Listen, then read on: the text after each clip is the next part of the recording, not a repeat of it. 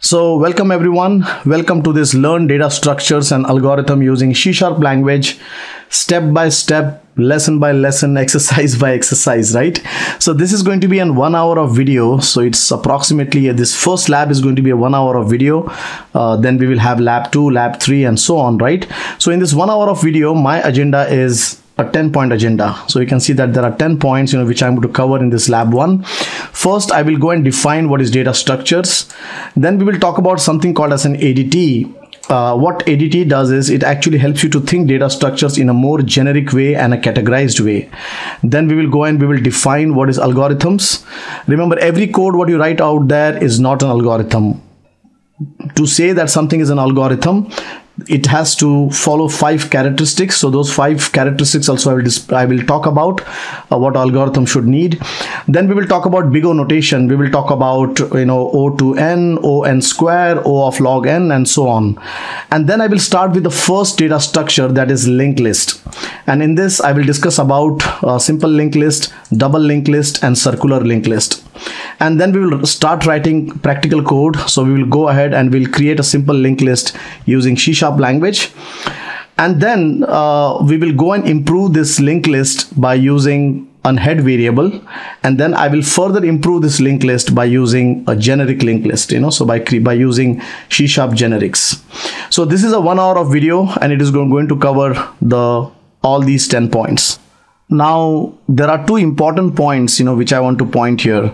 The first one is that this complete source code and the complete implementation of data structures in this lessons and labs is using C# language. So people who are coming from Java background, or you are coming from C++ background, or if you're coming from some other language, you don't have to worry, because the syntaxes of C# is almost same like Java and C++. So whatever code I'm writing here, I'm sure that you can replicate the same using C++ and same using Java. Second thing is, in all this tutorial, I will be having theory part. So for example, you can see that these definitions are all theory. Then I will be having labs, for example, like in this create a simple linked list using C#, I will be demonstrating source code, right? And then I will be having some exercises. So we will be having theory, we will be having practical labs, and then we will be having exercises. My humble request is, whenever I say that this is an exercise, please try to implement it yourself. Because when you start implementing things yourself, even though if it is wrong, or even though if the code is bad, still, what will happen is you will understand that algorithm or the data structure in a better way. So whenever I say that do this exercise, please try to first do it yourself. Definitely in the same video, I will go and demonstrate that exercise. I will show the demo, but I want that you should pause the video and try to do that exercise yourself. And here is a small gift to you. If you go and share this video on your Facebook account, or if you go and share this video on your Twitter account, on your LinkedIn account, or anywhere, right? And if you can send me that shared link on questpond@questpond.com on this email, I will provide you notes, I will provide you PowerPoint presentations, I will provide you such kind of source code, which is well commented, well documented. So you can go through the source code, you can understand it, right? So go ahead, share this video, and let us get started. So let's first start with data structures. A data structure is nothing but it is a particular way of organizing and storing data in a computer so that it can be accessed and modified in an efficient and an easy way. So for example, now let us say that you have a scenario where you want to go and read a data sequentially. So what you can do is you can go and you can create a linked list data structure. In a linked list data structure, the data points towards the next data. So for example, now we have here data which is 9872, and you can see that every one of these nodes or every one of these data is pointing towards the next data. Now let us say that you have a scenario where you want to display an organizational structure. In an organizational structure, at the top you have a CEO, then you have a manager, then you have a technician. Inside technician you have helpers. So for such kind of a data structure, must be a tree data structure or a graph data structure is more efficient. Let us say that you have one more scenario where you want to go and have your data structure in a queue way. A queue means the way the data is pushed into the data structure, the data should be retrieved in the same sequence. So for that, probably a queue data structure or a FIFO data structure is much better. So a data structure is nothing but it is a way of organizing and storing data as per your scenarios and needs so that it can be accessed, modified in an efficient way. In today's scenario, we have more than 500 to 600 known data structures.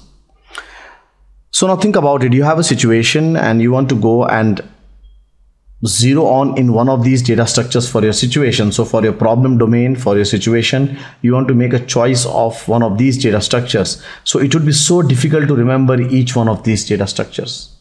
So if we can go and categorize them, or if we can think in an abstract way, that would be great. Means what? For example, now let us say we are talking about trees, so you can have a mango tree and you can have a coconut tree, you can have a short tree, a long tree, and so on, right?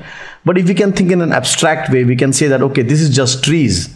They have roots, they have leaves, they have branches. So with this, what will happen is, with abstract thinking, you don't have to get into each implementation, and abstractly what you want to do, right?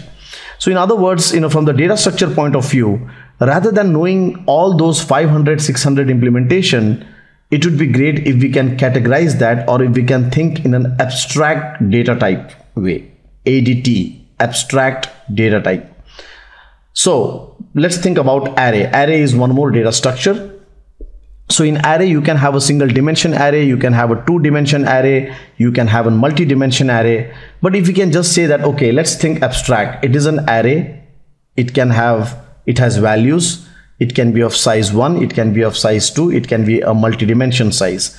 So when you start thinking abstract, you don't have to get into each one of these data structures. For example, now let's say that you want to create a linked list, right? So now there are a lot of type of linked list. You have single linked list, a double linked list, a circular linked list. So if we can go and think in an abstract way, if we can say that it is just linked list, it has add method, it has remove method, it has sort method, it has update method. So with this, what will happen is those 500, 600 data types can come into just 5 or 6 ADT categories, right? ADT means abstract data type. So rather than going and understanding each one of these implementation, we just think in an abstract way.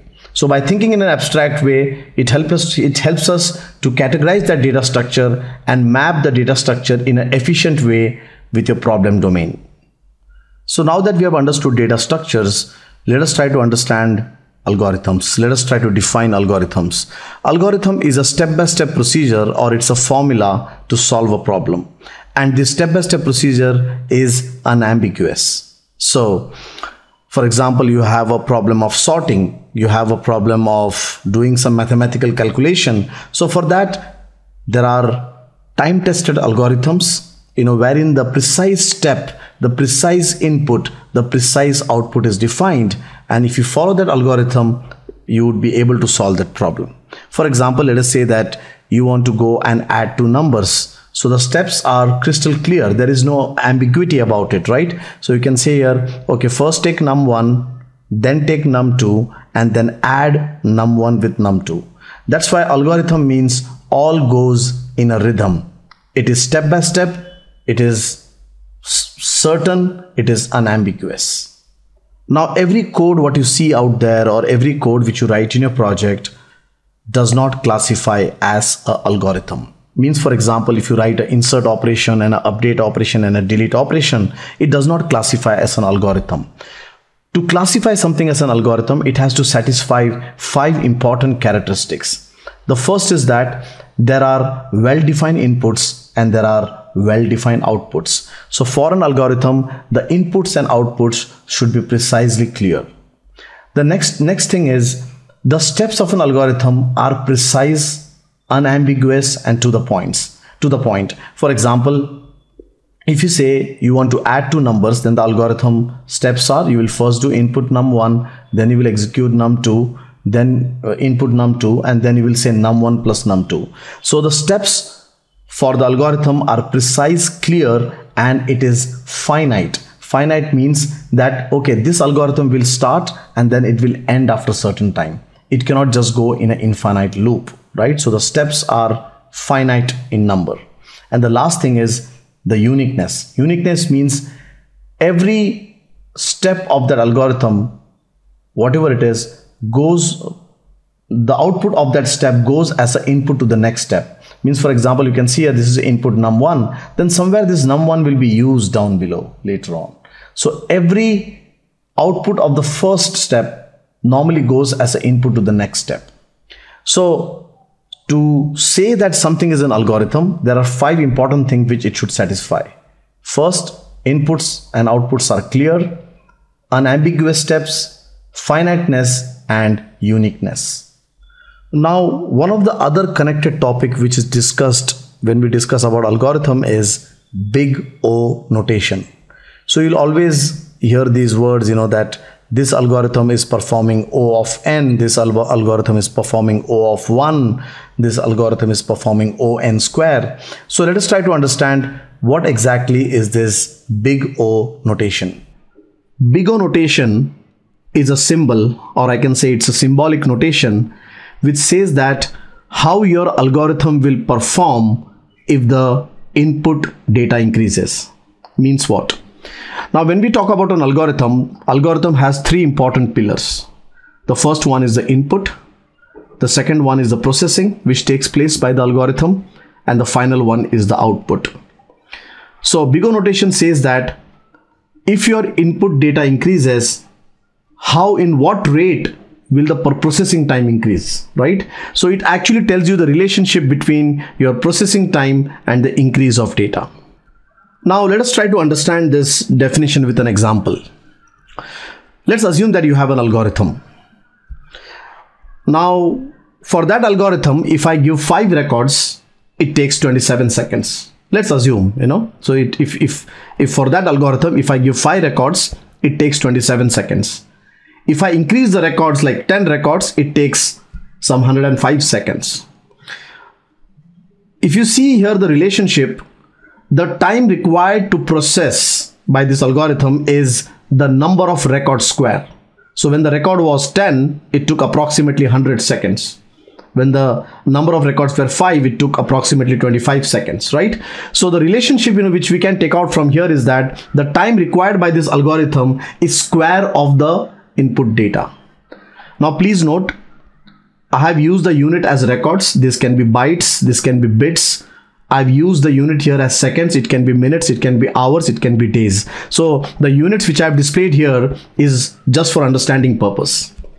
So now what I can do is, rather than writing such kind of big equations, I can say letter O of record square, or I can say letter O of n square. This n stands for data inputs. It can be records, it can be bytes, it can be collections, it can be bits, it can be anything. So when I say O of n square, it means that the processing time required by that algorithm will be the square of the data input. So now let us try to understand that what are the different ways of writing big O notation. So the one which we have seen at this moment is, the way you write is, you will say O and then you will say the number of records raised to 2, right? Raised to square, which we saw. So now let us see other examples of big O notation. Now let's take this simple method here, or I'll say function here, say function 1.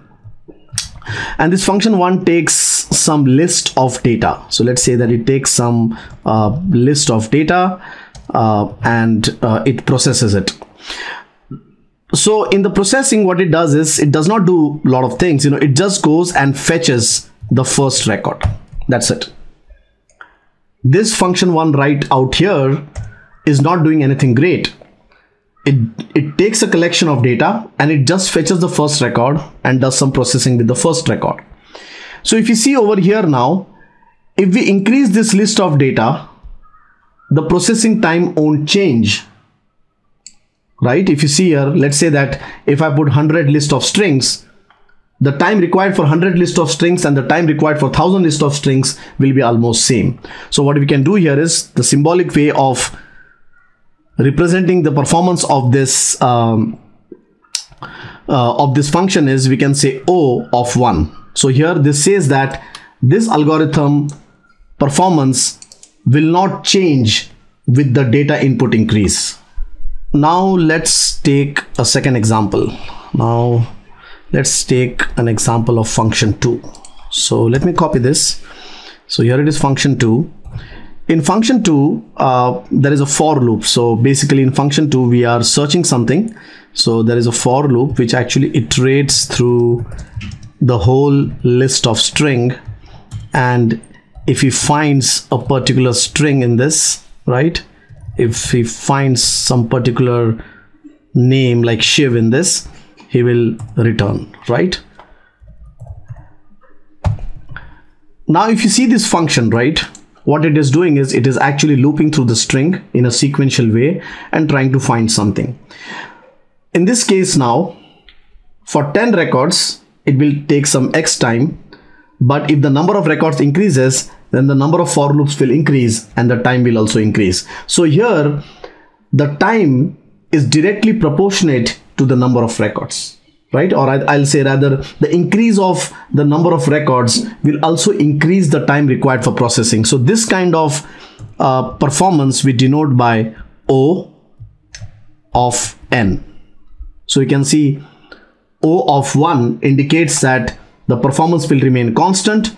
O of n indicates that as the number of records increases, the time will also increase. So it's more of linear kind of a representation here. So this is saying that the performance will be more, the performance will degrade, or I will say it will, the time required for processing will increase linearly with the amount of data coming in.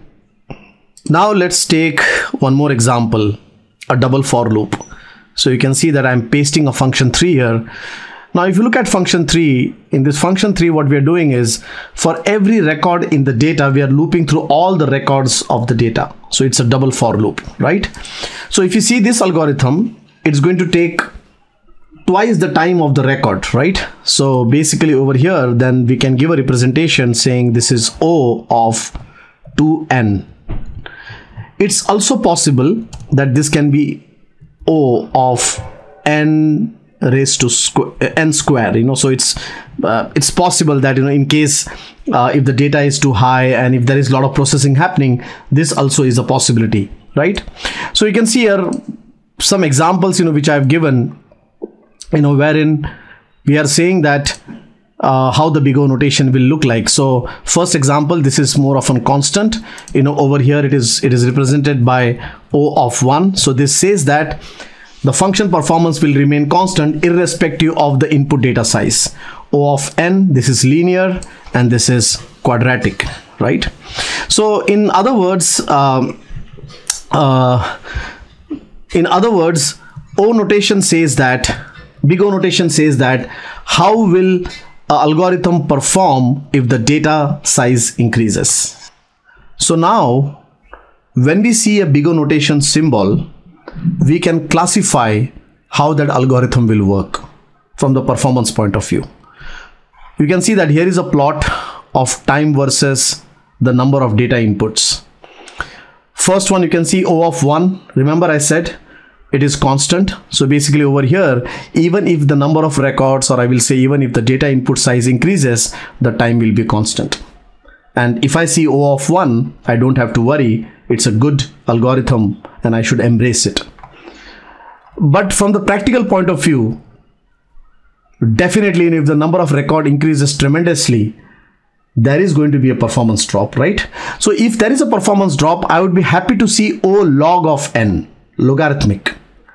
In log, what happens is initially the performance decreases, but later on the performance is the same. So basically the time taken for, let's say 100 record, it will be something X milliseconds, 200 it will increase, but afterwards, like 4000, 5000, it will increase very minimally. So even if I see O log of n, I'm okay. So this too, I will say that these are good zones.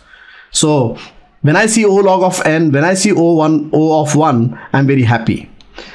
But now when I start seeing linear, For example, this is O of n. Remember, I showed you a code of O of n as well. So in this case, it is worrying because now with the number of records increasing, with the data input increasing, the time will increase linearly. If I see exponential and quadratic kind of things, like O n square, O of 2 of n, this is a bad zone. This is a bad zone. I don't want to see my algorithm in this kind of zones, right? So basically, when you look at the big O notation, you can start classifying, saying that, okay, so is your algorithm in the good zone? Is the algorithm in a okay zone? Or is your algorithm in a worse zone, right? So that's what big O notation helps you to look at algorithms from the perspective of performance. One of the most important part about learning data structures and algorithms is balancing. I've seen a lot of people who just do one data structure after another data structure, and until they start algorithms, their stamina is out. Then I've seen other kind of students who just do algorithms and do not pay attention to data structures. So in this training video, in this whole training lessons, I will be balancing it out. So what I will do is I will take 1 or 2 data structures, and then I will take 1 or 2 algorithms. Then I will take again 1 or 2 data structures, and then I will again take 1 or 2 algorithms. So this whole training lesson, I am customizing it and trying to balance out both data structures and algorithms. So let us start with the first data structure, linked list. Linked list is an ADT, abstract data type. If you remember, in the previous section of the video, we have discussed about abstract data type. So linked list is an ADT which represent family of data structures, where data structure is represented in a linear and sequential way. So linked list has something called as an element. You can also term this as an element. You can also term this as a node. So you can see this A, B, C. These are elements or node. This node has two things. One is it has data, and another it has pointer. And the pointer points towards the next node or the element. So you can see that this first node is A, it has data A in it, and it is pointing towards the next node, which is B. The B points towards the next node, which is C. Now linked list ADT has 3 famous implementation. First one is a simple linked list. Second one is a double linked list, and the last one is a circular linked list.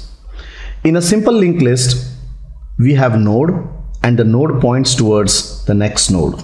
So we just have a one-way pointer. While in a double linked list, the node points towards the next node. Also, it points towards the previous node. So in double linked list, you can traverse back and forth very easily. And there is also something called as a circular linked list. In circular linked list, every node points towards the next node, but the last node will point again back to the first node. So with this, we can know that when we travel to the last, we can know which is the first node from where it started. Now again, in circular linked list, you can have circular simple linked list, and you can have circular double linked list. So you can see in the diagram, I have just shown one way, but it is very much possible you can have two way. So again, in circular linked list, you have 2 types, circular simple linked list. This one which I have shown here is a circular simple linked list. But if you create one more arrow back, it will become a circular double linked list. So basically, linked list ADT has 3 famous implementation: simple, double, and circular. So let us go ahead and create a simple C# code to demonstrate this simple linked list. Now, in case you are new to C#, I would suggest to go and watch our Learn C# in 8 hours video series.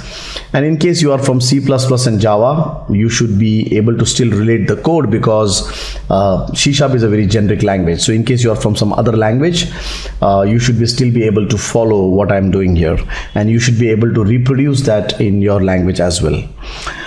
But before we go ahead and we start coding, let us plan. Let us plan that how do we intend to write the code? How do we intend to write the logic? So if we think logically, in our simple linked list, we have a node, and the node points towards the other node. And this node has 2 things inside it. One is it has data, and another is it has a pointer which points towards the next node.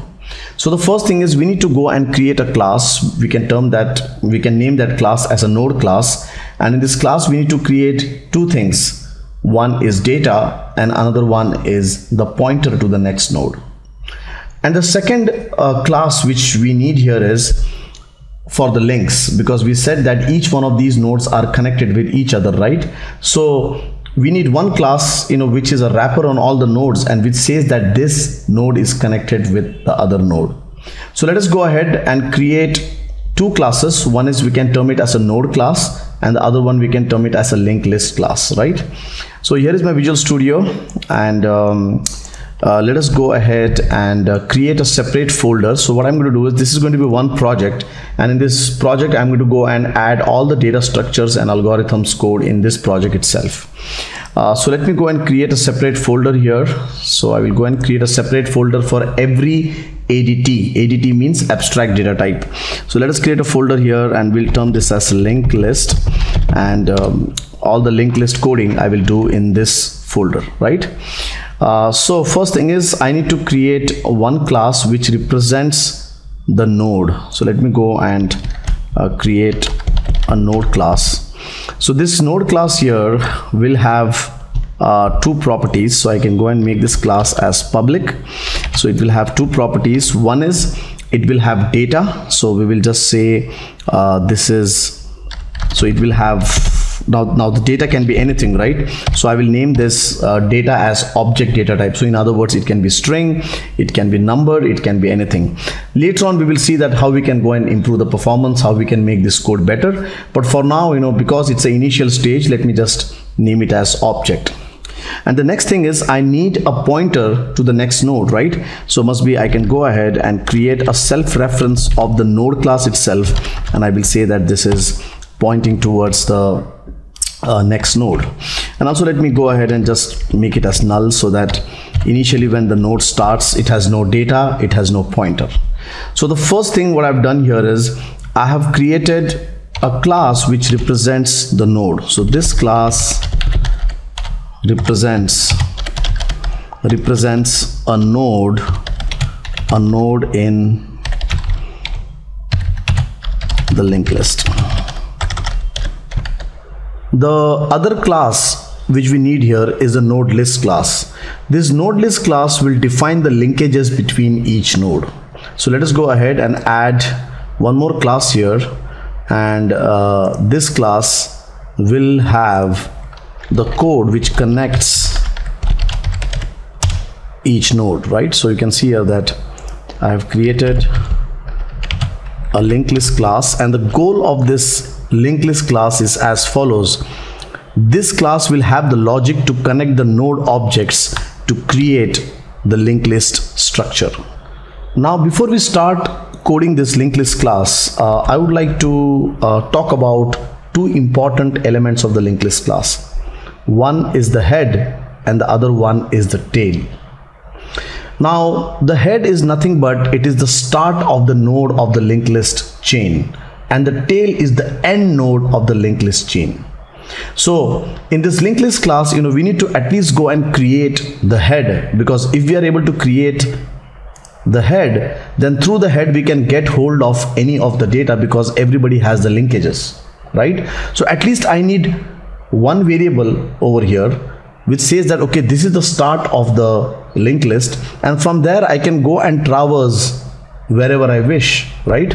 So what we will do is, in this linked list class, we will create one variable here, and we'll say that this variable is of type node and it is the head. Okay, so you can see here in this linked list class, I'm using this class node here, and it is saying that it is an head. Head means that this points to the, so this is the start of the linked list chain. This is the start node of the linked list chain.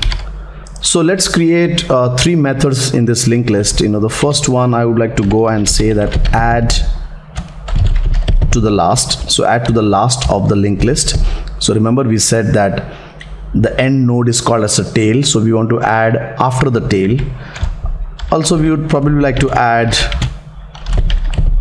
first, that means add before the head, And also one more operation which we would like to do is read all. So read all the linked list data, right? So let us first start with add last. So when anybody is using this linked list class, he will actually pass the data in this object, right?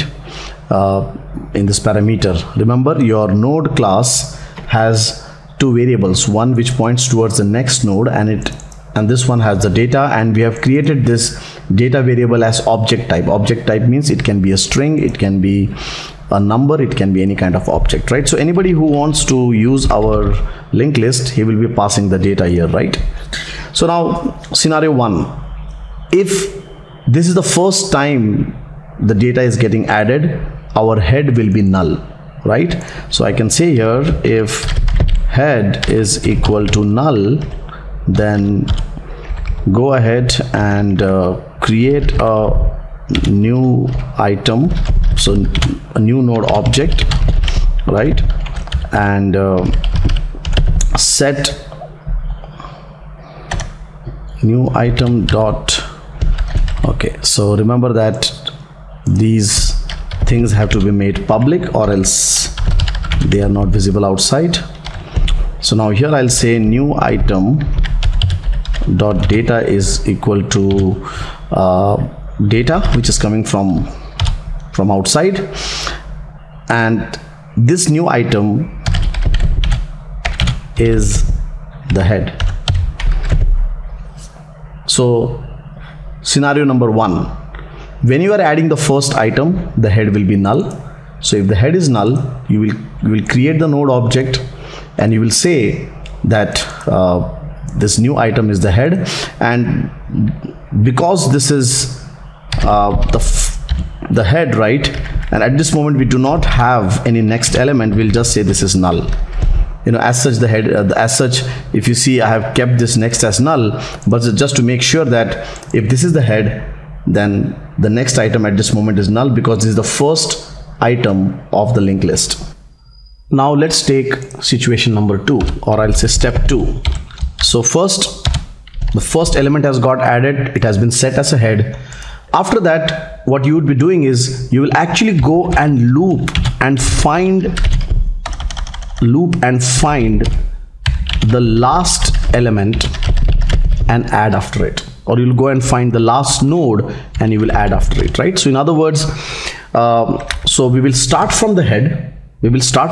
So what we can do is we'll say here this is node, and you can say that this is the current node, right? So what we'll do is we'll say, okay, let's start from the head, and we will say here, while the current element's next is not null.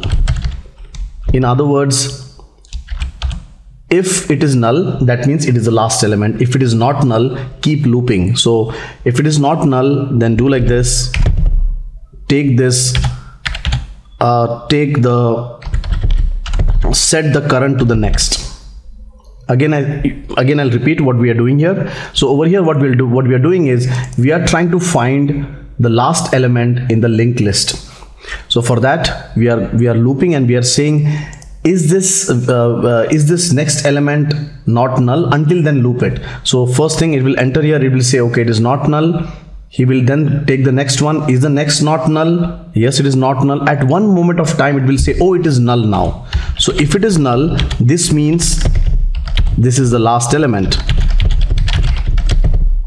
This is the last element. So because this is the last element, what you would like to do is you would like to go and say, so to the currents next, go and set this current object. So in other words, we'll again go and create a new item here, right? So again, I'll go and create a new item. Must be what I can do is I can go and do it at the top, right? Because this is leading to a lot of duplicate code. So you will always go and create this new item. So what you will do is now this new item will get added, will be the next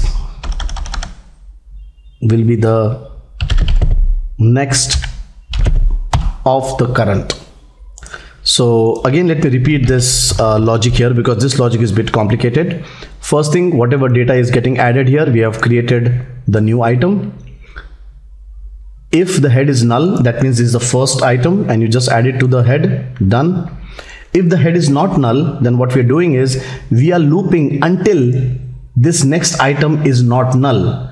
The time we say that this next item is null, we take this current. So that means that this current is the last element or the last node, right? So this is the last node. So to this last node, we are setting this new item. So we are setting this new item to the last node, and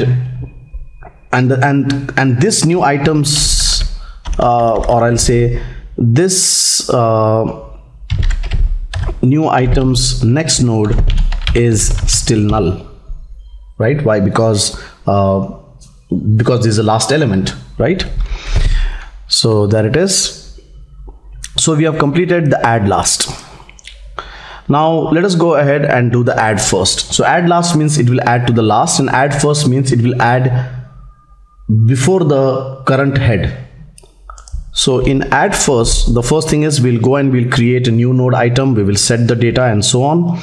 The next thing what we'll do is, now because we want this as our first item, that means the next item of this new item should be the head. So here what we are doing is we are saying that because this is now the first, this is now the first item, so the current head becomes the next item of it, and this new item becomes the head.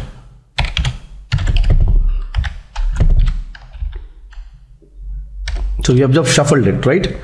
And this new item becomes the head. Also, now let us go ahead and write the logic for read all. Now for read all, what we need to do is we need to go and loop right from the start till the end. So we are going to go and use the same logic which helps us to find the last node, right? So here you can see in read all, we are saying loop until the last node. Until the last node. And when is the last node? The last node will come in the when the next will not be equal to null, right? And what we will do is let us go ahead and just print the current value. So I'll just say here console.writeLine. I will just go and print. First thing we need this code. This code is needed. This code is needed because this will actually keep setting to the next item. But we would like to go ahead and display the data of the current object, right? So there it is. We have created three methods, right? We have created three methods. One is add last, add first, and read all. So let us go ahead and try to consume this. So I'm going to go into my program.cs in my main. So let us create an object of linked list.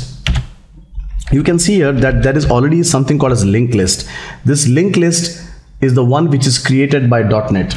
So in .NET framework we have a ready-made linked list. Okay, so we'll come to that later on, but for now we have created our custom linked list. Let us test this.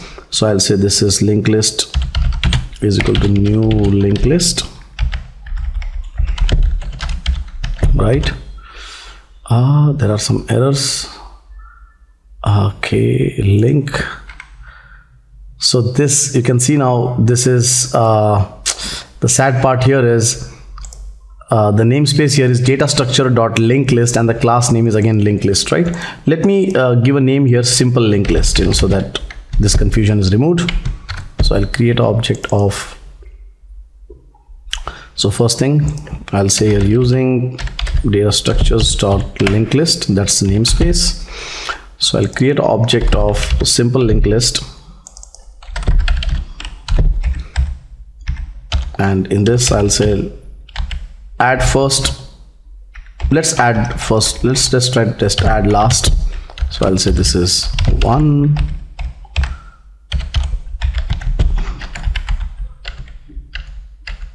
right? 2, 3 and 4. And what I will do is also I'll go and test add first here.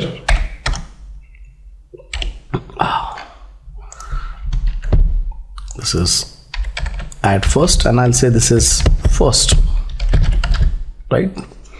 And we'll say link dot read all, display all, right? So let us go ahead and debug this, because if we debug we can see how our code is working, right?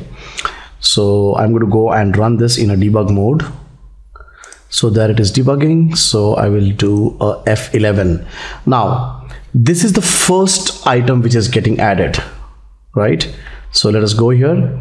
So first thing, because this is the first item which is getting added, the head is null. So what we do here is, if the head is equal to null, then this new item becomes the first item, that means the head, and the next item at this moment is null, right? Situation 1.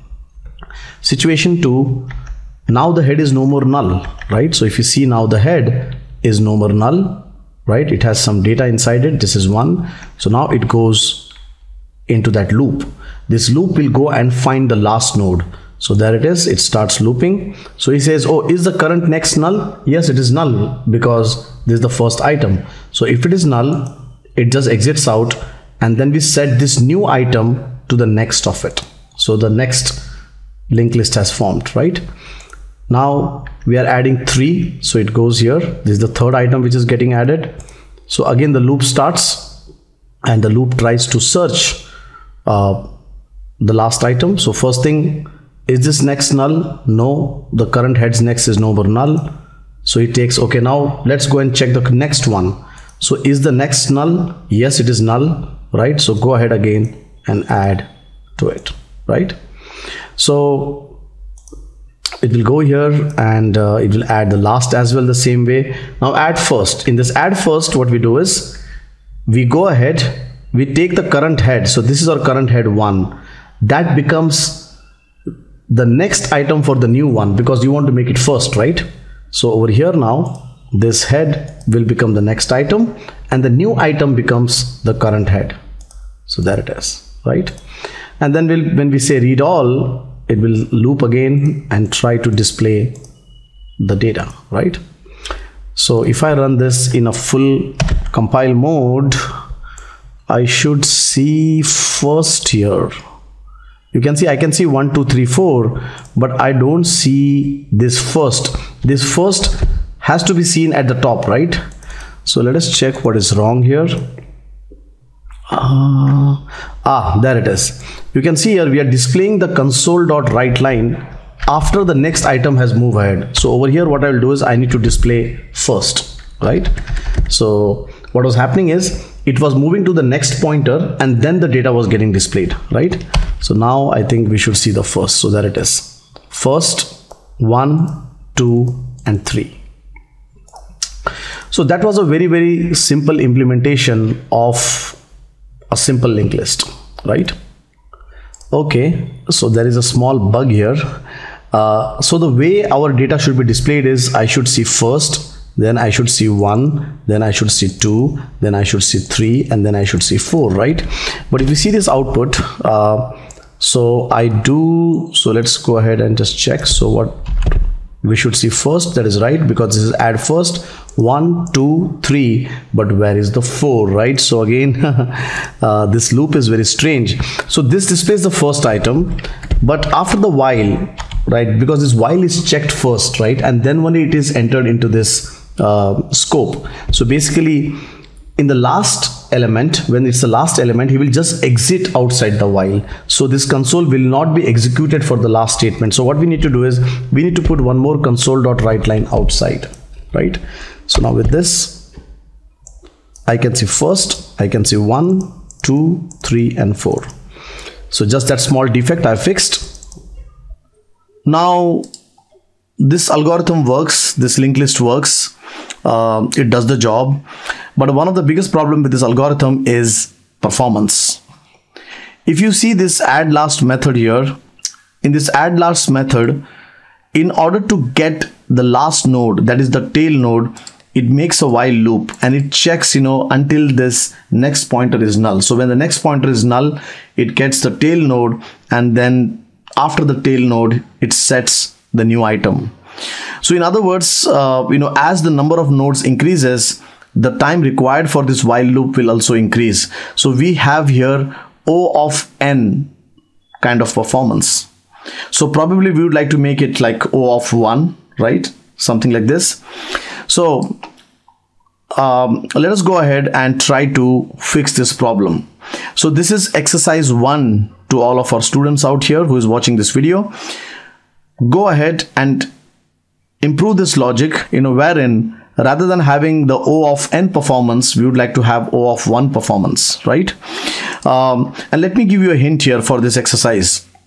So the hint here is that rather than going and looping till the tail node, how about going and creating a variable here and saying that this has the tail node, right?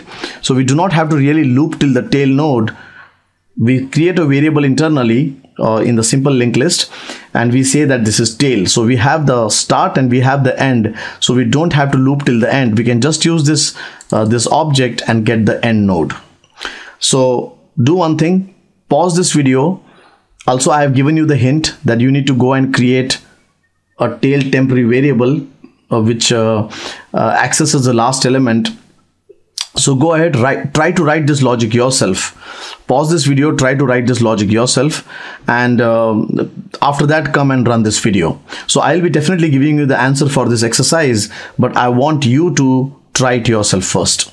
So this is exercise 1, improving the performance of simple linked list using the tail node.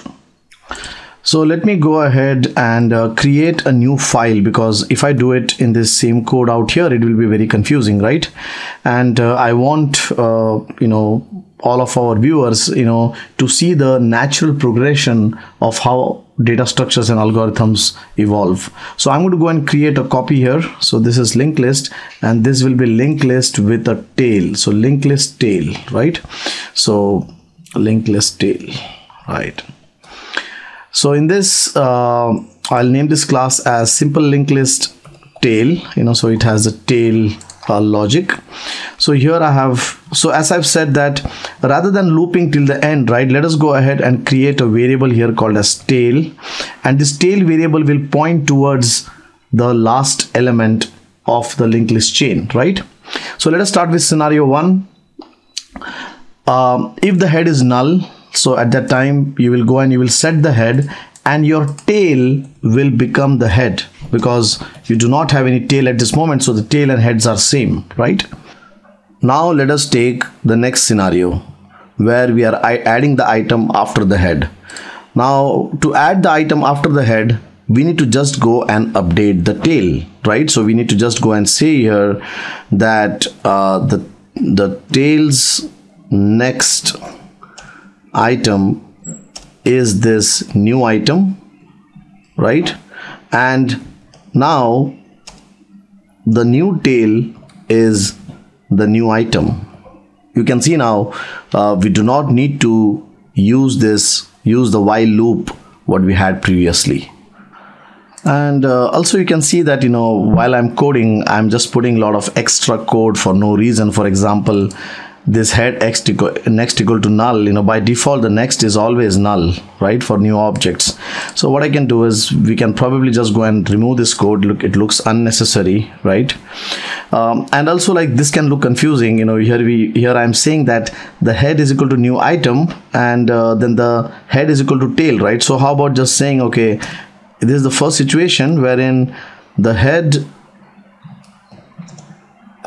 is equal to the new item and the tail is also equal to the new item. So this looks more clean as the previous code, right? So I've just tidy up the code, so that you can read it properly.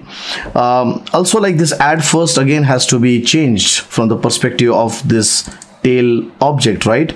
So over here also the first thing is I will check, okay, if the head is null, then the head is a new item, the tail is a new item, or else, right, we need to go and say here that I will re-comment the code again. I'm just removing these comments because these comments are from the perspective of not having a tail, right? So I will re-comment everything later on. So you can see here I'm saying so if you are saying add first, this is easy one. If the head is null, the tail is null, we just go ahead and set the head to new item, the tail also to new item. But if the head is not null, then what you will do is you will say that this new item next is the current head, and then the head becomes the new item, right? So you can see the new item is the current head and the head becomes the new item. And for this scenario of add first, I don't need to think about the tail because we are just changing the first element. So the tail is already connected and it is properly placed, right? So I don't really have to change the tail as such, right?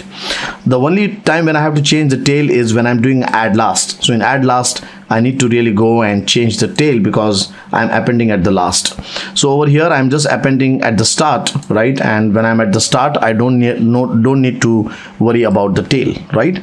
So let us go ahead and try to use this new class which we have created with the tail, simple linked list tail, right? So I'm going to, so you can see here in the console application, the place from where we can call the classes, I've created the simple linked list tail and I'm adding 1, 2, 3, 4, and at the last I'm adding first as the first, right? So it should display me first, 1, 2, 3, and 4. So let us try to run this. Let us see if we get the desired output. So I've done a control F5. So there it is. You can see now add first. So this becomes the first. Then it is 1, 2, 3, and 4, right? So now this is a much better code. So by using this tail object out here, we have got rid of that while loop. So this while loop which we had previously, which was looping and which was leading to that O of n kind of performance. Now we are having here O of 1 kind of performance. So let's put the comments. So this is step 1. When the head is null, when it is the first item which needs to be added, right? So when the first item needs to be added, over here we say the head will be set to this new item, and also the tail will be set. So head and tail is also set to the new item, right? Now step 2. Now this is step 2. When this is not the first item, must be this is the second item which is getting added to your linked list chain. So in this case, what we are doing is we are saying that whichever is the tail's next item. So the current tail's next item. So current tail's next item is set to new item, right? And the current tail is set to new item. So with this, the current new item becomes the tail, right? And also in the add first, we have taken into account the head equal to null scenario. So the same kind of a concept, the same head equal to null, step 1 is handled here as well, right? Great. So this was, so the previous one, the first one was just a simple linked list, and this one is simple linked list with a tail. So having better performance, having the O of 1 kind of performance when you do an add last. So this is a nice simple linked list now, with having better performance. But one of the problem with this linked list is that the data what this linked list takes in this node is of an object type. So this is a C# object which can take up a string, which can take up an integer, which can take up any kind of class, and so on, right? So because of this, what's happening is it leads to boxing and unboxing. So let's say, for example, if I say list.add a number, right? Now this 1 is a value type, isn't it? So this value type is trying to get converted into an object type. So that leads to boxing and unboxing. So we would like to go and remove this boxing unboxing phenomena from this linked list. So we want to make this linked list as a strongly typed linked list. So this is exercise 2. Implement linked list by using C# generics. So in case you are new to generics, I would suggest you to go and watch this video series and understand generics. And let's try to create this simple linked list by using C# generics. So this is an exercise 2. Again, I would suggest please go and pause this video, right? I've also given you the hint that to remove boxing unboxing, you need to use C# generics. So read generics and see that how you can implement with simple linked list. Definitely I am there. In the next section of the video, I will explain you how to create simple linked list using generics. But as I've said, if you do it yourself, if you try it yourself, you will have better understanding, your logic will increase, right? So pause the video and try to implement it. So now to implement a generic linked list, we should start from the root. So we should first start from the node class. So in this node class, I'm going to go and create a generic node class here. And I will say that this node is of any type, right? And this type will be defined later by the client. So this is any type of a data, right? So the first thing what we really need to do here is we need to go and create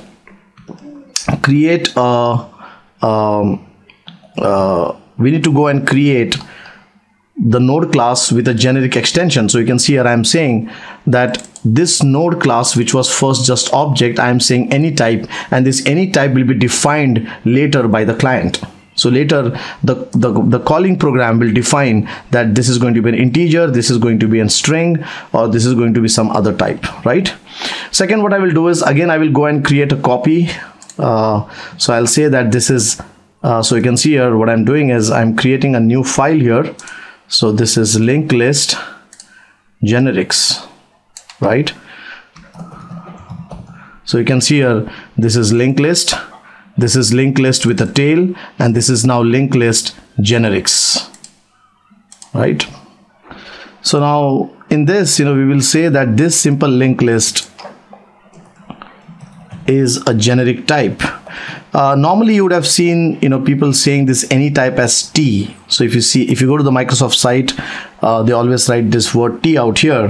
Why am I using this any type, because it tells you specifically that this is of any type, right? So I don't like that T convention, because I don't get in sync with that thing, right? So must be, if you're feeling weird about this any type, you can please go and use that T, but I'm using this word any type. Now this can be any type, this can be, you can also say that this is any data type, right? So this word can be anything, okay? I'm just saying any type. So this is of type any type. The node also is of type any type. Remember, we have created a node which is now of generic type. The data which will get added here is of any type.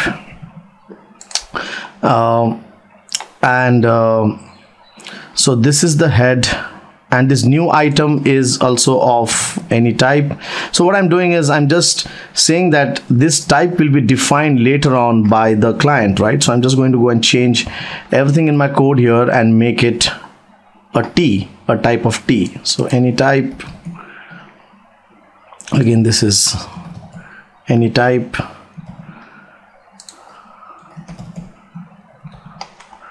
Right, any type. Okay, so you can see now I've created a generic linked list. Let us go and compile this program first. I hope that I don't get any defects. So let's just go and hit build. You can see build 1 succeeded. Good. So now let us go ahead and use this generic type. So to use generic, the client has to now define that what data type he wants. For example, you can see here, I will say that this simple linked list is of int type. So I'll say new simple linked list int. So you can see now when I say list.add, you can see that it says that this is an integer. So you can see now we will not have those boxing, unboxing, casting problems and so on. So this will be 1, right? This will be 2. So you can see I can just put numbers here. So also we are getting that type safety feature. 4, and this I'll put it as 0. So let us go and do a control F5 and we should get the same output what we were getting previously. So there it is. You can see 0, 1, 2, 3, 4, and that is right.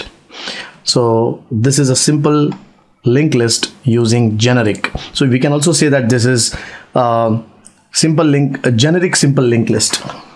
That's the right word, generic simple linked list. So that brings us to the end of lab 1. Now before we end up lab 1, I would like to give you a simple exercise. So this is exercise number 3. In this exercise, what I want you to go and implement a remove method in the linked list generics. So in this linked list generics, I want you to go ahead and implement a simple remove method. So at this moment we have add last, add first, read all. So go ahead and implement a simple remove method which will actually go and remove a node from the linked list. So before we end this session, this is a humble request to all our viewers. So go to facebook.com/questpond and please put a feedback here saying that do you really like this video series, and if you do not like, what kind of improvements do you want to see in this video series, because your feedbacks are our motivation. So the more you motivate us, the more we record. So please go to facebook.com/questpond and please put a feedback here about what do you think about this video series. So now what we will do is, after this I will go and put up a slide, and this slide will be a revision slide of what we have learned in this 1 hour. So let us go ahead and revise it.